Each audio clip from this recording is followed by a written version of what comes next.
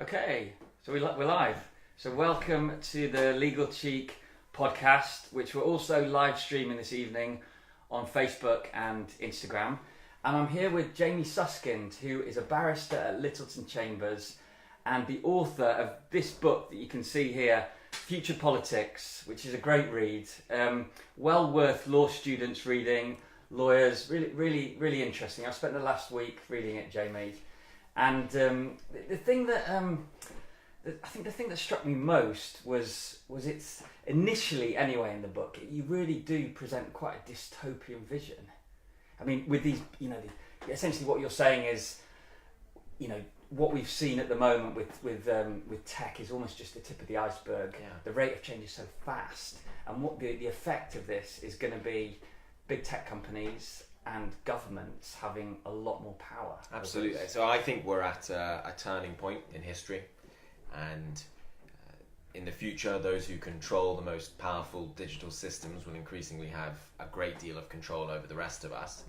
And really, I wrote the book because I don't think that we are prepared intellectually, morally, certainly not politically, for the world that we're creating.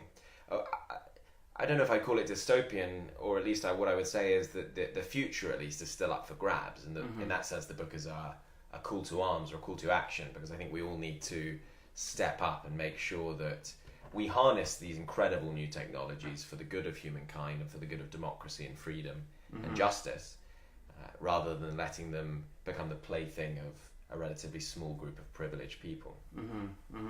I think one of the things that I picked up from the book, though, is that you're very much a believer in not just the power of tech, but the power of tech to keep evolving, and you think that really is and evolving at a very fast pace, and you really think that is almost an unstoppable force. And you talk, is it Moore's law, the computing law, about it's things just the rate of change is getting faster and faster and faster, and you think you say that's not a given. But your take on that is very likely to continue. Look, we will have good years and we will have bad years in technological development, but I am confident in at least one thing, which is that things are not going to stay the same. And I think objectively we're moving through a period of transition, of change that is way faster than periods of change in at least recent human history. And there were long stretches of human civilization where human beings would die in a world that was very similar to the world that they'd been born into. But even in the course of my lifetime, the world has been transformed, first by the internet. It's incredible we've only lived with smartphones since 2009. When you think about it. Yeah, since 2009, just a few years. I was at university then. And social media like Facebook. Yeah. This stuff has been around in the grand sweep of things for the blink of an eye. And I think we sometimes look at technologies and we think, well, that's not working very well, or that's not evolved or how people expected it. And a lot of people use that to write off the whole idea of technological progress. I think that is a mistake. I think that if you step back, our computing systems, our non-human systems are becoming radically more capable. Technology is being dispersed into the world around us in objects and artifacts which we previously never saw as tech, and we're producing an extraordinary amount of data compared to the past. It's said that nowadays every 2 hours we produce as much data as humans did from the dawn of time until 2003, and that means that there's a kind of map of our lives that is so comprehensive and so deep. Previous rulers of the past could never have imagined that kind of insight into the human condition. I suppose that's what I found a bit scary about the book, in that our digital footprint we're putting out there all the time. Yeah. And that could be used against us in all sorts of ways, especially when you look at the same time with politics getting more extreme, and obviously governments getting more powerful, and these companies get. I mean, look at Apple. It's normal to give them your fingerprint. You think about that. You do that without thinking. Facial recognition. Yeah. I mean, is this something that you feel comfortable doing yourself? I mean, I do it. I use an iPhone like the rest of, like a lot of people do, or the equivalent. And increasingly systems that can identify us based on our physical characteristics, like our face, or even like our gait, the way we walk.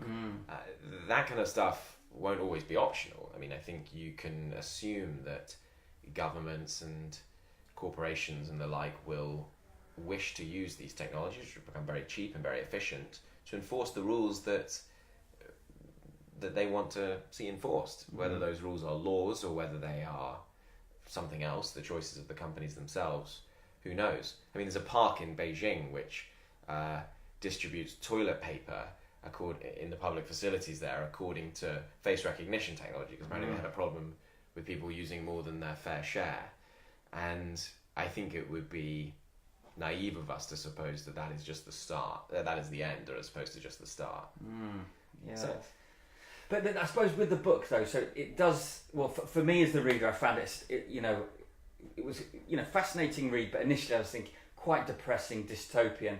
But then you've got the second half of the book where you're proposing these solutions and new political ideas of how politics needs to respond to the increasing power given to corporations and government by tech. And you talk about regulation, you talk about the big companies, the tech companies like Facebook having to have fairer processes in. Actually, we had a story on Legal Cheek this afternoon about how Facebook is launching what I think one of its staff termed Facebook's own Supreme Court. I think they then sort of pedaled back a bit on that terminology, but you mentioned things like that in the book, and then you have mentioned this other idea which I'd never heard before, and it certainly appeal to law students and lawyers. This idea of a digital separation of powers.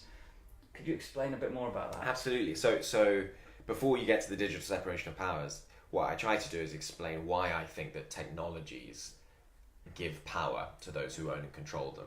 I think it's quite an intuitive idea, but I think it's also important to try and specify why. And basically I say there are three ways. One is by setting rules that we have to follow. So the fact that you can't stream an episode of Game of Thrones online is down to the digital rights management technology. It's the same reason why you can't copy and paste a song that you buy on iTunes. So the code itself enforces the rule that song is only, or that film is only supposed to be used for one purpose. Likewise, when you take a drive in a self-driving car, it might refuse to park on a double yellow line or drive over the speed limit. So those who write the rules in technology, those who write the code, have a degree of power over us to get us to do things we wouldn't otherwise do. And by the way, those rules might be laws, like the speed limit of the vehicle might be the national speed limit, so they might embody laws, but they might also just embody rules that the tech firms want to encode into them. So, for example, the car might drive at 10 miles an hour less than the speed limit for insurance reasons. So the people who write the code, firstly, have a kind of power over us. Secondly, there's a power in gathering data about people, in watching them. So the more you know about people, the more it is easy to tell what the carrots and sticks are to get them to do things they wouldn't otherwise do. And that can be through simple persuasion, but it can also be through manipulation.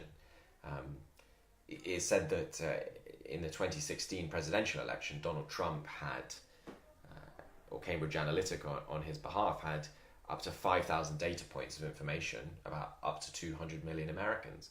And they could use that data, just like online advertisers do, to target individuals with customized, personalized messages in the most persuasive form possible. So the more we know about people, and those who know a lot about us are increasingly capable of getting us to do things we wouldn't otherwise do. Finally, technology shapes our perception of the world. A lot of your readers will be watching this on social media, and the truth is that we increasingly rely on digital technology to show us those bits of the world which are not visible to us beyond our immediate perception. All of us only sees a very small slice of reality, and what the algorithms and the systems that present us with information beyond our immediate perception choose to present us with, which slice of the world they show us, strongly determines our sense of right and wrong, true and false, what we know and what we care about. Taking a long run up to answer your question, because if we think that technology endows its controllers or its owners with power in one of those three ways, by writing rules, by scrutinizing us, and by controlling our perception of the world, then if we want an institution in the future to avoid becoming too powerful, whether that institution is the state or whether it's a private tech firm, what I say is that no individual entity should be able to monopolize all of each of those within a given area. So there should never be any entity that does all the data gathering or all the perception control or all the rule writing. And no individual entity should be able to do all three at the same time or too much of all three at the same time. And what I sort of lay down a challenge to competition law, or antitrust law as it's called in the States, because that breaks up companies based on whether they exploit us economically. I suggest we might need regulation to break up companies based on how much power they have, which is a different point. Facebook doesn't necessarily exploit us economically. It takes something from us which is of relatively little value to us, our personal data, in commercial terms. But what you might say about Facebook is that it has too much power. And so competition law is much better able to deal with economic abuses, but we don't yet have competition law that can deal with political abuses. So you think the competition law is out of date, essentially, when it comes to tech? To this angle, yeah. So what's your thoughts on GDPR? The GDPR is obviously not a perfect piece of legislation, but I wrote this book in the States and I do a lot of speaking and chatting to people there, and it's obviously where a lot of technology comes from. And compared to there, I mean, the US is a wild west of data use, so you really have very little control when data is gathered about you, about what may be done with that data, who it can be sold to, and what use can be made of it once it's been sold or passed on. The GDPR is a remarkable piece of legislation in that it is a transnational effort to control or place restrictions on the way that our data can be used, whether by governments or by companies. And it obviously sets restraints on the circumstances in which data can be gathered, stored, passed on, and moved out of the jurisdiction. And we can argue about whether those lines are drawn in the right place. But as an idea, as a piece of regulation of technology, it is, to my mind, a sort of flagship. It's one of the earliest examples of humans coming together and saying, we need a completely different approach to laws in the digital age. Do you think it taps into your kind of digital separation of powers way of thinking, or is it an attempt to kind of regulate data in a more traditional sense? Good question. I think it doesn't neatly fall into the system that I've developed in the book. Apart from what it does is it regulates two of the forms of power that I describe, which is scrutiny and perception control. So scrutiny is the data that is gathered about us, the way we are watched, and perception control is about the information that is shown to us. But often these two things are linked. So the same people who decide what information we see are the same ones who are gathering information about us. And their algorithms and the data they have about us choose to present information based on what we are going to click on, or what will hold our attention, or what is likely to attract us or seduce us. And the GDPR messes with that a bit. It makes it less easy to gather information for one purpose, sell it on and use it for another purpose. So in that sense, it dilutes that power. Do you think the drafters of GDPR, are they thinking about these things in the right way, or are they kind of applying the old rules to something that's more complicated? No, I take my hat off to them. I mean, it is imperfect, and no doubt it will be out of date before too long. But as I say, compared to other advanced industrial countries and jurisdictions, including the United States, we are, at least insofar as we remain subject to that scheme, and I don't know if we will after Brexit, we are streets ahead. Okay, and do you think that's the direction of travel? Do you think in the US they're going to be following it? Because I think they're already talking about bringing something similar in California. They are, and California is also, well, the senator from California has recently brought some new legislation relating to the use of chatbots, which is something that I'm kind of obsessed with, because I think that they are very interesting phenomena. The idea that you can be conversing online with non-human entities that are themselves growing in, capacity. The US is a different legal and political culture. It's much easier to regulate, for instance, what might be considered speech here in the UK, and in Europe, because, in some countries here, Holocaust denial is a crime, and it's a crime to show a picture of a swastika But in the United States, the First Amendment to the Constitution would make laws criminalizing that kind of behavior unconstitutional. And so their regulatory response to technology will be shaped by their legal system there and by their legal traditions.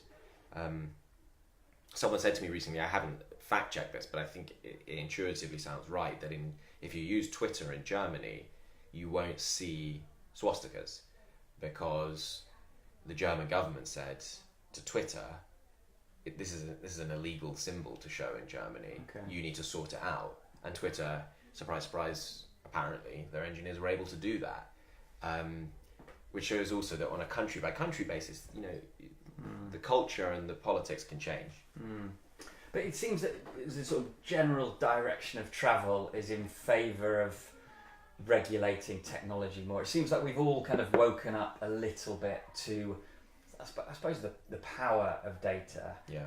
And I suppose that, do you think that could have for example, if you look at driverless cars, right? Driverless cars, the technology is there to have driverless cars, right? It's getting there, for sure. It's possible.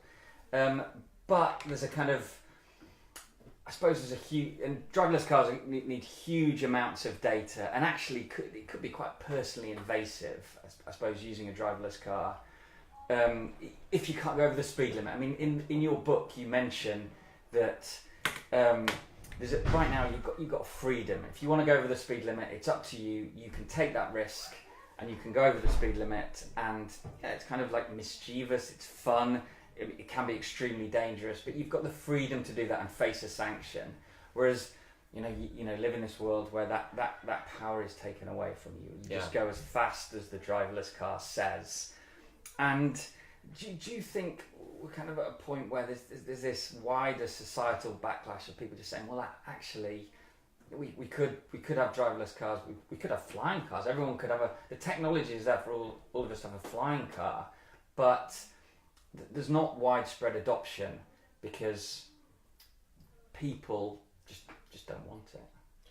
Well, just to unpick all of that, I guess there is a move towards greater regulation. There are two main limits on it, or at least there's one practical limit and there's one consideration that ought to be a limit. The practical limit is that our politicians haven't yet really caught up to this stuff, and I don't mean that in a derogatory way, but I think if you watch, for example, Mark Zuckerberg's testimony before Congress, and you look at the level of questioning, how does Facebook make money if it doesn't charge its users? You see legislators in the highest deliberative body in the land, basically, who don't understand the internet. And so asking them to regulate incredibly complex, febrile environments, to me, is asking them too much right now. But I say it's not good enough. I think politicians need to know and understand this stuff. Secondly, though, for those who claim that regulation and even nationalization is the answer, you never want to go full China and have a world where the technologies, because you don't want them too empowering of private tech firms, come under the aegis of the state, which is itself a concentration of power and which doesn't itself always lead to great outcomes and results for people. So those are two kind of breaks on the regulatory process. You make a profound point that one of the limits on technology is not technological capacity itself, but people's desire for it, which is essentially the logic of the market. And what I fundamentally believe is that so long as technologies continue to make our lives more efficient, comfortable, safe, fun, entertaining, meaningful, people are going to buy them. People are going to do it. And if technologies aren't doing that, then I'm sure they won't achieve widespread currency. But the market system is an astonishingly effective way of marshalling demand and channeling it towards the resources that will meet that demand, which I think increasingly is technology. I suppose if you think about the outcomes of because the outcome of transport, you want to get somewhere, right? Yep. And so we're here sitting in Haggerston, and if you want to get to Liverpool Street, I was actually had this the other day. I was very late. I realised I'd forgotten a meeting. I was very late to get to the meeting. I thought God, what's the quickest way to get there? And the quickest way was actually to get on a bike. Sure. And to cycle down, which, is quite an old-fashioned thing to do. I mean, it's quicker than taking an Uber. Yeah. Quicker than driving. And I suppose that's the thing that I keep coming back to with driverless cars. And I'm asking about driverless cars because you mention them a lot in your book. And I suppose there's... And when you're writing about them, it's almost a given that is going to become the norm. And I suppose, my sense with driverless cars is that I suppose I'm quite sceptical of them, and that you could say that they're a symbol of AI. Recently, people talk about driverless cars and you'll have that, and then you have this change across all sorts of society. But I mean, the one thing that I keep coming back to with driverless cars is like humans. So humans are quite mischievous, and walking out in the road in front of a driverless car just to stop. I mean, kids are going to do that surely with driverless cars. Don't you think like lots of little things like that could hinder the progress of some of these systems? Maybe. And look, it's right to be skeptical when people make grand claims about a particular technology necessarily becoming widespread. As it happens, I'm pretty confident that in our lifetime we will see a world where there are lots of driverless cars. I mean, I think my kids will find it weird that we used to operate heavy machinery by pressing little buttons with our feet, and that 40,000 people a year were slaughtered because of the mistakes that we made doing it, and that you could do it when you were drunk, and that driving was a thing that you did distinctive from actually just being in a vehicle. In a driverless vehicle, in due course, you won't have to be concentrating on the road. And there are all kinds of... The reason I think it will become a ubiquitous technology is there are good economic reasons for it as well. For instance, you might not need to own a driverless car because you only use your car a tiny fraction of the time. So why would it not be owned collectively by a group of people or by a society? They're much more likely in due course to develop efficient routes and efficient traffic systems where the cars interact with each other so as to avoid accidents and blockages. Will there be cock-ups and mistakes and catastrophes and calamities and mischief? Of course there will. So the idealized world of the driverless car will never arrive, but like all technologies, the train in its time and the car in its time, I think the technology is getting there. There's a huge amount of money being pumped into it. I take nothing as inevitable, but I do think when you're close to developing the technology and you can explain in commonsensical terms why it would make economic sense for it to become a dominant mode of transport, which by the way doesn't mean you can't use your bike as well. That happens to be one of those technologies which I would be surprised if it didn't achieve widespread currency. I take your point about the economic argument, but I just wonder, because for example, around here there's many groups of kids who are like going around stealing people's phones. It's some kind of quite lawless behaviour. Yeah. And I just think it would be very hard to control them. How would you stop those kids just spending their days having great fun at the expense of driverless cars? I mean, would you have to... You seem to be obsessed with it. I mean, it's like I feel like it's going to be you who's out there messing with them, having a great time.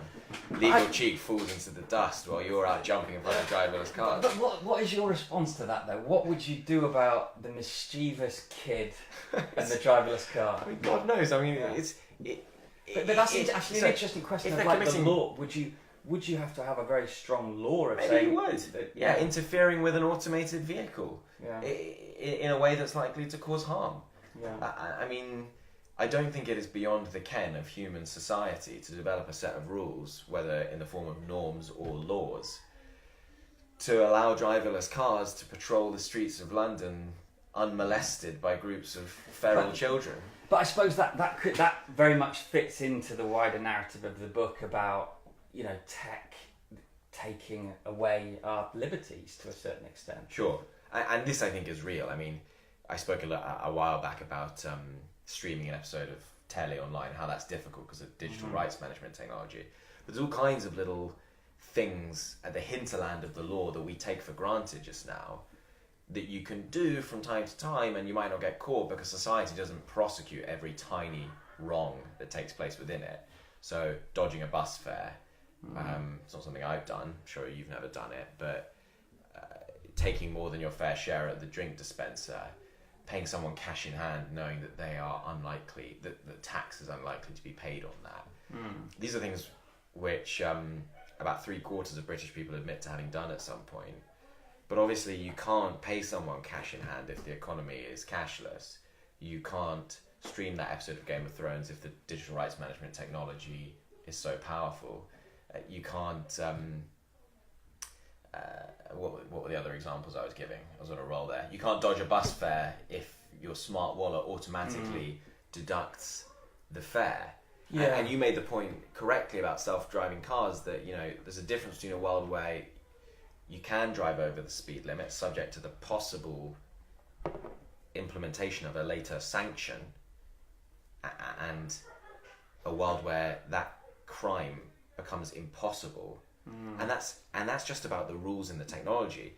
Adds to that the fact of pervasive surveillance, the fact that you are almost always going to get caught in the future. And I'll come back to that in a second if you like, but if you combine those two things, you move from a world of what Larry Lessig calls doors with signs which say do not enter to locked doors. And that's, in legal terms, I think a very profound shift, where the law will be increasingly coded into the world around us. I think for law students that is definitely something they should be thinking about, because I do not think that laws in the future will be at least enforced in the same way that laws in the past were enforced. It just, I suppose some things with tech though is just like people just don't like some things. So like smartphones is an incredible development, right? Yeah. And also like, I mean, look at this live streaming. I remember we started doing a podcast. That's how Legal Cheek started, 2011, a podcast. And I remember we were having a conversation about this would be great to do a live stream, and it was just not possible. Yeah. There was not the tech. Well, I'm sure it existed, but it would have been extremely expensive to do it. And now we can just do it from a smartphone. And so, I mean, I'm very conscious of just that example of the pace of change and how technology. It's great that technology can do that. That's fantastic. But there's certain things that people don't like. So I remember around that time, people thought, I suppose 2011, 2012, the conversation at that time was like people thought the next thing is glasses, right? And there's this thing like Google Glass. Yeah. And everyone's going to have these glasses. And people weren't actually really talking about live stream being a thing. It wasn't really on people's radar.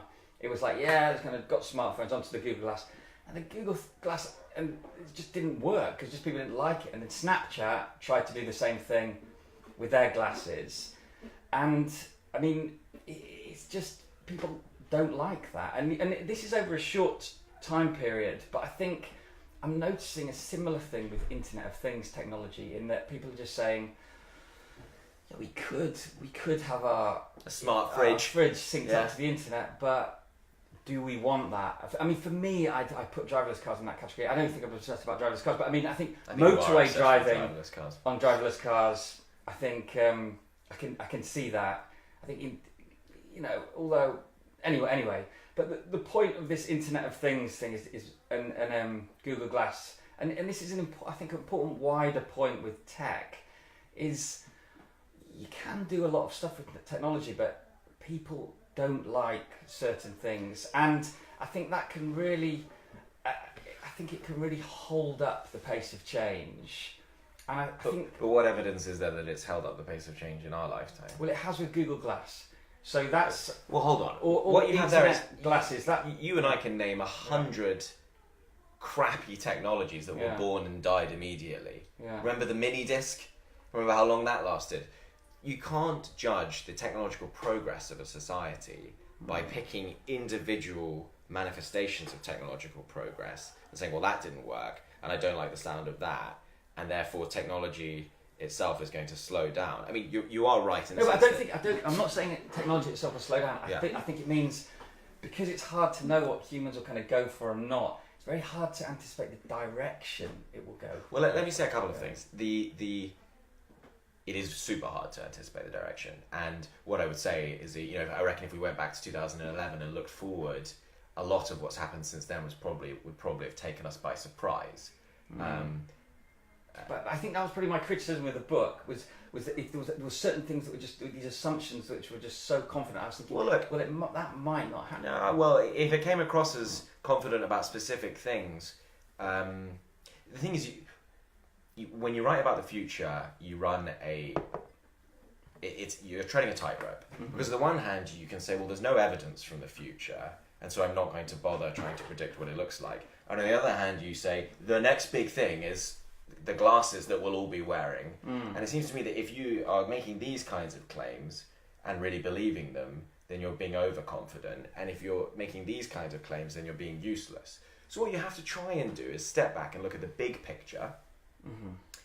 And I say the big picture is that there are three big trends, the ones that I described at the beginning.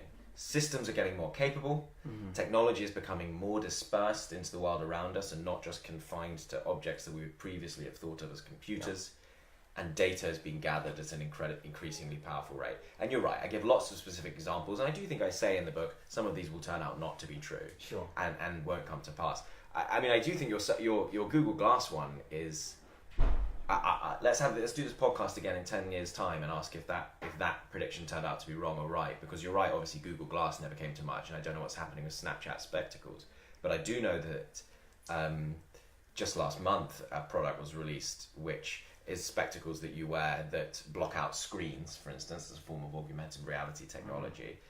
And I also know that Magic Leap in Silicon Valley are working on contact lenses which overlay the world with information that is useful and fascinating and enriching.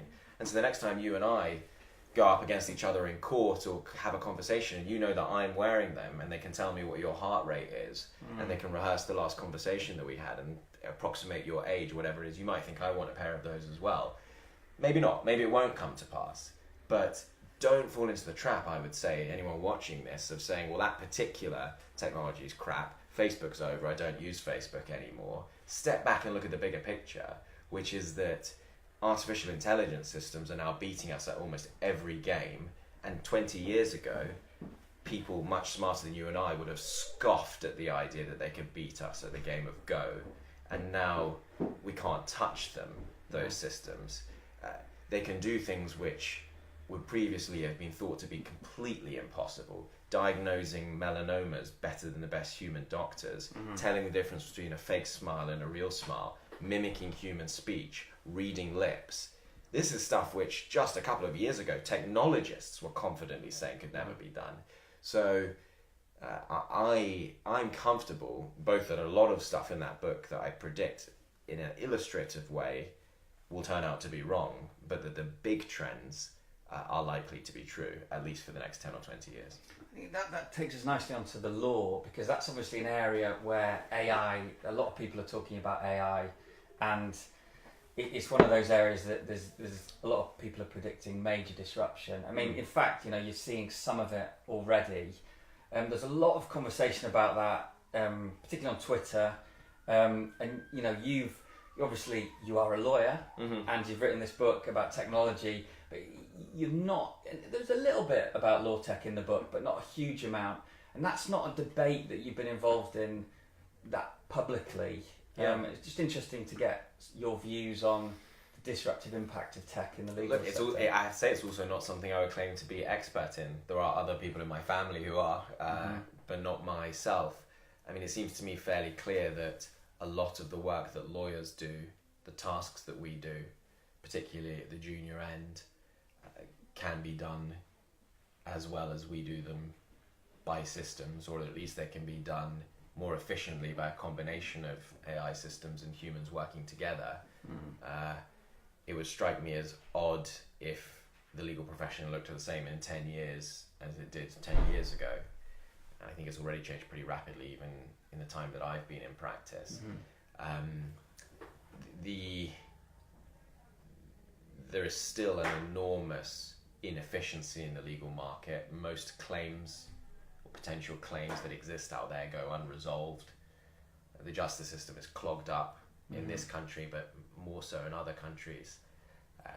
I think technology is going to play a big part in loosening up access to justice and making law firms work more efficiently. But I am not a great expert in that. And as a barrister, my job hasn't changed that much in the last 5 or 6 years. I'm a bespoke advocate who provides oral advocacy for clients once their cases reach court, and I provide expert advice on individual questions of law. I'm not naive enough to suppose, though, that if I ever carried on for 20 or 30 years, that the job would be the same, because I don't think it will be. I suppose the sense is that barristers are more protected from it, because what you're doing is you're doing the advocacy in court. Sure. So, or law firms are coming to you as a specialist. Yeah.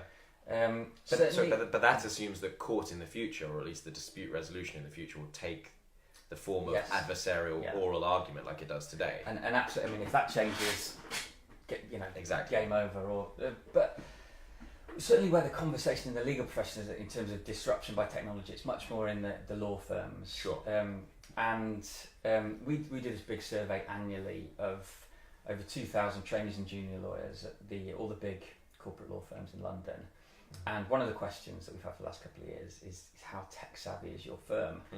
And in addition to ranking them on a scale, they write hundreds of comments about kind of what's going on internally with their tech. I mean, and it is very interesting to read these comments, because there's a big disconnect between the law firm's PR pronouncements and what these anonymous trainees are writing in the survey, as you'd expect. But what comes through a lot in the survey is just the trainees right now, as it stands, at the firms that are doing these big announcements about their partnerships with these law tech providers, the trainees are seeing almost none of that. Yeah. And that's interesting. The thing that's the big thing, that the problem seems to be that, I mean, law firms are big, right? Magic Circle law firms are big, and organisationally, just coordinating all these many people, hundreds of people, thousands of people in some cases, to implement these new systems takes time. Sure. And there's a lot of resistance there. But even without resistance, even where you've got firms that are really driving it, that they're only managing to do it, according to our survey, in these very small little pockets. And I suppose that what I take from that is, one, pace of change. It gets exaggerated. Sure. And two, people. I mean, getting people to do things is not that easy, and to work it, and there's so many inefficiencies. And how do you, I mean, this is the question, how do you might have the system to analyse loads of data, but how do you get these law firms all working together using these systems in an efficient way? Well, I don't know the answer to that question, but what I suspect is that you don't get that by some external body or regulator or government saying do this. You get firms doing it themselves when it becomes the most economically efficient way of working, or rather when it becomes an economic necessity for them to do it, perhaps because other firms are doing it better, perhaps because other companies which aren't thought of as being great legal challengers in the past, Deloitte or a PwC moves into the legal world and says, I'm going to do this differently. When that happens, I think you'll see law firms doing differently as well, because it doesn't surprise me that law firms which generate an enormous amount of revenue, sustain the livelihoods of lots of young lawyers and make very rich lots of older lawyers, aren't immediately looking to throw their business model up in the air and tear it up because some new computers have arrived. But if it is right that the technologies out there are changing the way that legal services can be provided, and it becomes less sustainable in time to work the old way, then they will be forced to change or they will die. I suppose what I look at this, and my prediction would be that it won't be the big firms that are driving this change, and it certainly won't be the big accountancy firms that are driving this change. I think they're the most inefficient of them all, from what I've seen. I think the changes... But they do have the heft that you sometimes need to implement big digital systems. But I think that where the change seems to come from is the small ones, it's the startups. Yeah, but they just get bought by the big companies. That's what happens. But you're sorry, sure, you're undoubtedly right. But they've got to reach a certain point before it's worth buying them. And they're the people who are not. They don't have the relationships. They don't have all they're hungry. You know, they don't have all the things they're trying to manage. Keep it all on the same ways of working, so all the partners get their big chunky profits. That you know they're coming at the bottom, and they're forced to be innovative. And all that conversation around legal tech, it seems to be that.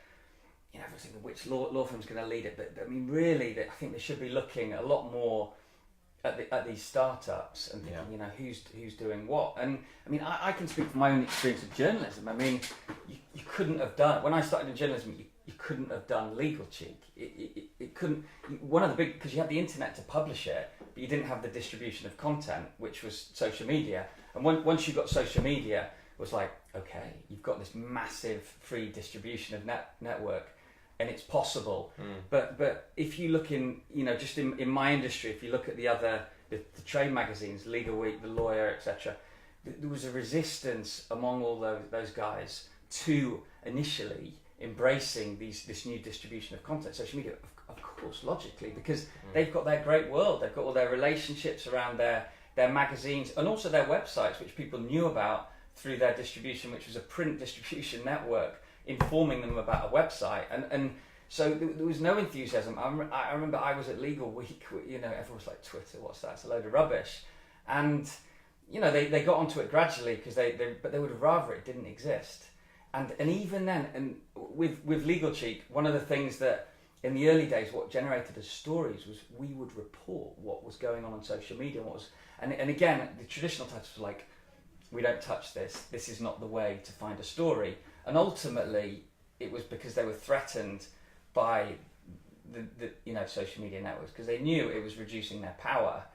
But almost no change in journalism has come from those established players.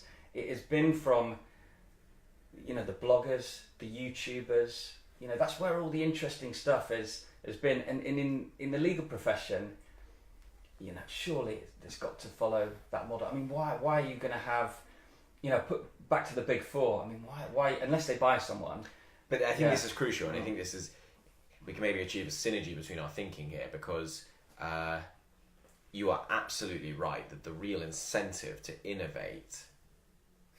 I think there is an incentive to innovate for all law firms, but the most obvious one is going to be for the hungry upstarts, and they may not be lawyers; they might just be principally technologists. And I have the pleasure of speaking to lots of young folk who are starting law tech companies and want advice and thoughts, both from my perspective as a lawyer and my perspective as a sort of technologist.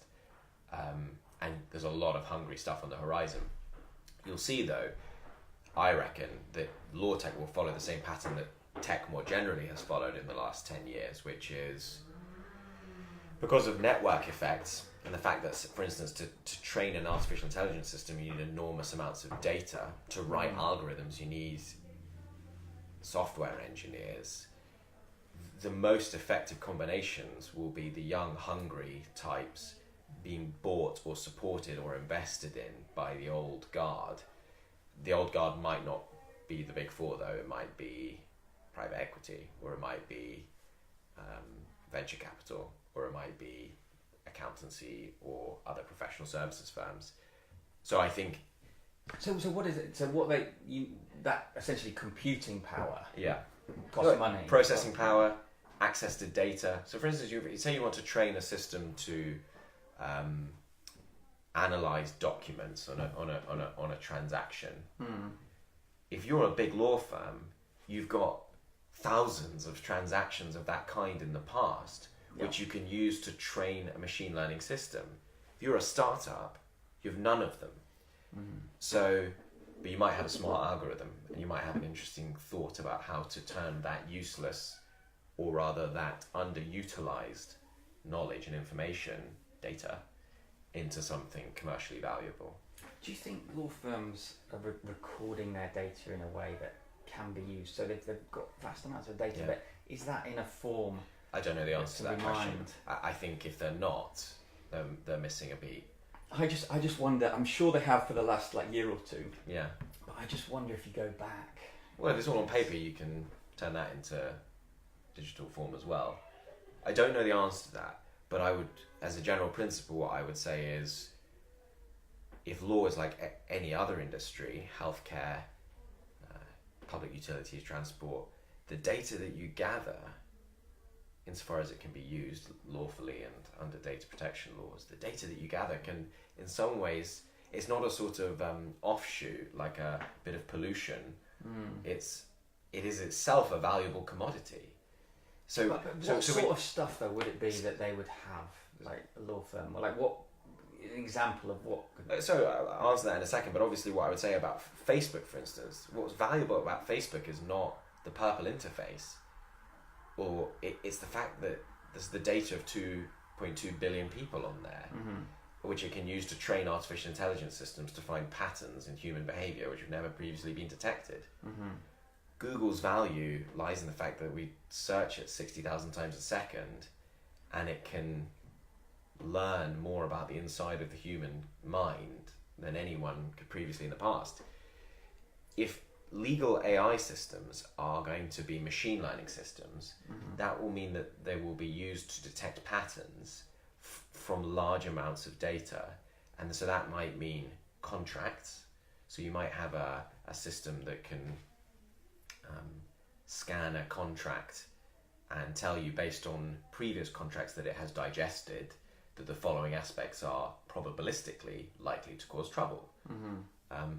That's lawyering of a sort. It's not lawyering of the kind that humans do. Very, very So different. so contractual material, other material relating to deals, material relating to correspondence. You might have systems that automatically generate correspondence. You might have so, for instance, in due diligence exercises, you might be able to train systems based on documents that have been scanned in the past and use those to continually develop the sophistication of AI systems that scan documents in the future. Passing case law is interesting as well, though case law is obviously less likely to be a proprietary thing owned by a law firm, but systems are increasingly good, you'll know this, at scanning documents and determining the likelihood that one side will win. But if you're a law firm, you're going to have loads of examples of pleadings, of statements of case, of skeleton arguments, and you can have systems which scan them and identify trends and patterns that are invisible to the human eye, so that when you feed it with a new one, it can tell you, actually there's a likelihood that X or Y might happen in this case based on the 10,000 previous cases we've digested, or that on appeal it's likely to lose. So the know-how, what would previously, I guess, have been called know-how within law firms, held within the human mind and sometimes in notebooks, I think there's a lot of valuable data that doesn't take that form as well. With law tech, because I think that the way it's always talked about is that it'll just kind of replace existing tasks at law firms. Like, so, document review, that won't be done by trainees anymore, that'll be done by AI. Yeah. Whereas it seems that really the effect of this technology, it's not just going to replace stuff, it's going to be going off in all sorts of different directions. Like the point you make about looking at a lot of existing data that you've got to anticipate future risk. And I suppose once you start doing that, the whole role of a lawyer changes, and becomes almost a different job. Exactly. But on the point about the capability of these new machine learning, etc., systems to do tasks that are currently being done by trainees and associates, one of the things we had this event with Herbert Smith Freehills about tech a year ago, and one of the things I remember is one of the associates was saying about in litigation, often what you've got a smoking gun, which is hidden in these documents, and it's not said in an explicit way. It's a sort of innuendo, and it's a subtle use of language of someone who's deliberately trying to hide they're doing something bad. And she was saying basically the only way that she could think of to actually get that smoking gun is just manually just go through them all. I don't even know where to start with that, because I think it is a deeply mistaken piece of logic. First of all, the fact that Herbert Smith's or whichever law firm it is, that their perceived advantage in a particular case is someone spotting a smoking gun. Well, let me just add to this. So there was other people on the panel. Sure. There was a trainee who was like talking about very innovative uses that they've done of I don't want technology. to mischaracterize the position. It's just one individual. You had lots of different views. Sure. This wasn't like a firm-wide approach. Absolutely, and they're a wonderful firm of litigators. Yeah. But I think it's good to have different people who've got different views on this kind of thing. So anyway, on this specific topic. But I am going to press back hard on it. But I think it's a view that is held. That's a common view among junior associates at law firms. So let me press back hard on it as hard on it as I can.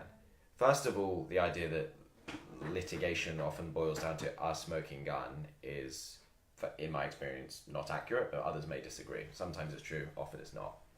Secondly, the idea that humans are better at finding a smoking gun is a fallacy, because while it may be that sometimes it is discovered, the whole point about machine learning systems is that they see things that humans don't, because they don't operate like we do.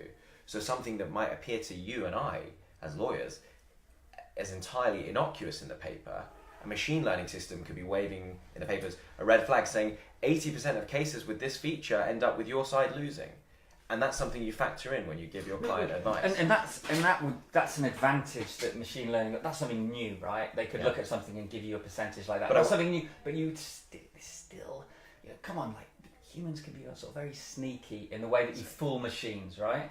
Sorry, of course they can. But the idea that you can dismiss a form of technology by focusing in on it's not to dismiss the whole technology. It's just to highlight a limitation within it. But it's not what you would take, for example, the fact that machine learning systems are now better at identifying a cancerous melanoma than an ordinary freckle. Great, that's great, and that's not to deny that. So you might have a dermatologist saying, but you see, in my experience as a dermatologist, what it really comes down to is this specific factor which I am very good at seeing and a machine is not good at seeing.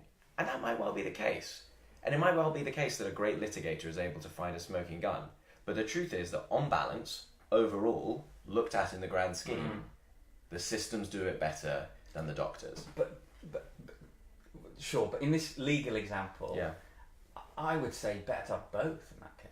And I think a lot of the evidence suggests that for the foreseeable future, combinations of humans and machines is likely to be the best outcome. So for example, document review is a great example that the best results come not just from trainees doing grunt work or purely machine learning systems reviewing them, but a machine learning system subject to a partner check at the end.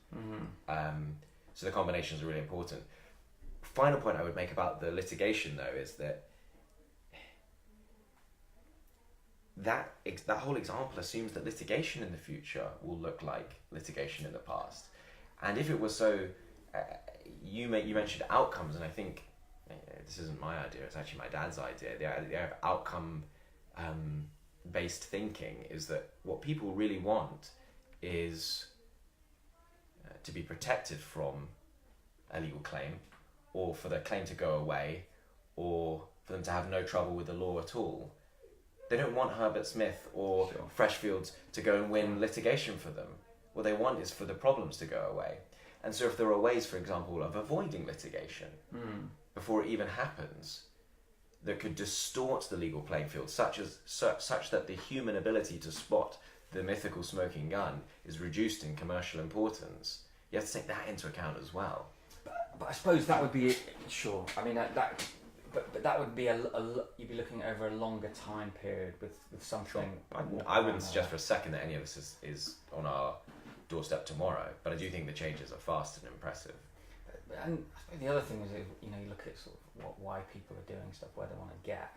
I mean, right now it seems why a lot of people go to law firms is to use their insurance, basically. And there's a certain, you might be looking at it a little bit cynically, but there's corporate law firms, there's big fees. Even if they take a small percentage of the deal, it's a chunky amount.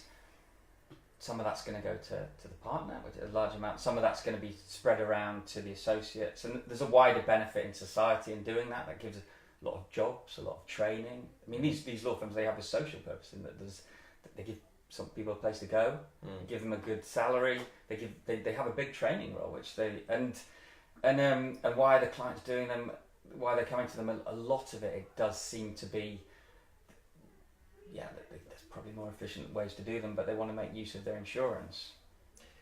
Right. Well, the law doesn't exist to give people like me a job or a social purpose. What people want is solutions, and it may well be that, I mean, I don't think most litigators are going to lawyers to use their insurance or as a kind of less, or as a kind of more expensive option than one that they could otherwise use. Maybe big corporate. So it's like the bet the company thing, isn't it? It's like, bet the company deal, go expensive. If something goes wrong, we use the best firm. Sure, absolutely, and that no doubt exists. But speaking as someone who litigates in the courts of England and Wales the whole time, most litigants aren't huge companies. They're people, they're small businesses, they're medium-sized businesses, and in fact, most of those people in those categories and companies are priced out of the legal market altogether just now. So the fact that so many people are turning to, for example, automated tax filing systems is a sign that what people really want is to get their taxes done efficiently, rather than a nice chat with a tax advisor. And the tax system doesn't exist to give that guy a job. Sure. So looking at kind of, just to conclude the discussion, so looking at kind of the bigger picture, the wider things that are going on at the moment in society. Yeah. So obviously, I think we both agree on that tech changes stuff, and it keeps changing, maybe faster than you think. I think for me, it just changes something in weird, unexpected ways, and I find it hard to predict. But I take your point about you're not focusing on the individual examples, you're looking at it as the bigger picture. But if you are taking that bigger picture approach, I think one thing that I'm particularly conscious of at the moment is that right now, like the NASDAQ index, that is arguably in bubble territory. It's certainly historically very high. People are making comparisons to the dot-com bubble. It doesn't seem to be as bad as that. It doesn't seem to be as crazy. But if you do look at the graph, it's gone up very, very sharply in the last couple of years. And you've got the biggest companies. I mean, they're taking up a big proportion of the S&P 500 are the big tech companies. And so we're at a time where big tech in general is powerful. I mean, I was like, before this podcast, I was having a coffee in a coffee shop around the corner. All the conversations were around me were kind of about innovation and tech, and those conversations, they may technology. I think, there you go. Yeah, I think they may have been involved in marketing, whatever. But it's a hot topic at the moment, and it's dominating the discourse. Your book has come out. I mean, it's great timing from the point of view of selling a book. But do you think this is something we might look back on and we think, well, that 10 years from now we would say that was a book that was kind of its time, and it was written during that tech bubble? Well, do you think that the dot-com bubble bursting halted the march of technology then? No, I mean, some people say it wasn't a bubble. If you held on, you're well, not to all companies. I mean, if there was some kind of correction in the market, or if Google or Facebook or Microsoft or Apple went under, or if technology for some unanticipated reason wildly changed course and direction, anyone who tries to write a book about the future is going to be held ransom to that. But as I say in the book, I don't make predictions like that. I've got no idea what will happen to Google and Facebook. I've got no idea what will happen to Google, but what I do anticipate is that the search function in the future will not mean typing words into a little bar. It'll be I predict it'll be much more like talking to an Alexa. I don't know what will happen to Twitter, but I do know that chatbots in the future aren't going to be disembodied lines of code. They're going to have faces and names, and they're going to be persuasive in a way that today's simply aren't. I think the responsible thing is to not look at the economic cycle, don't look at the political cycle, look at the life cycle of you and I and our kids and the world that we're moving into, identify the big trends, because I think it's so easy to say, well, who knows what the future holds, and then just take the decision to do nothing. Sure. And I think if we do that, then we will regret it. I'd rather see us prepare for the future that appears to be on the horizon. And if we happen to be over-prepared for the first time in human civilization, good for us. But the risks of being under-prepared are so great that it would be prudent to get cracking now. And on that topic of being prepared, I mean, what's your advice for, students who are sort of thinking of becoming lawyers? Sure. Should they be learning to code? Should they be going for the bar rather than solicitor's profession? I'm not the person to ask for career advice for aspiring young lawyers. There are just people out there who are much more expert about that than me. All I can say, my call to action is for people as citizens, which is that we cannot continue to treat technology just as consumers. We have to recognise that it has consequences for democracy, for freedom, for power, that are political in nature, that are as profound as almost anything that we've seen in many generations of human life. And we all need to be better versed in the effects of technology on our lives. To try and give some career advice, it pays to understand the commercial workings of the internet. It pays to understand the basics of how data works, how it's gathered and flows in society. It pays to be familiar with the broad trends in technology. If you're working in commercial law or in anything to do with the market economy, all three of those things will stand you in good stead. So here's the book. It's a great read. Really interesting reflections covering all those topics that Jamie's mentioned just now. Lots for aspiring lawyers. It's on Amazon. Do go out and buy it. Jamie, thank you very much. Thank you, Alex. Alex. Great speaking. Cheers.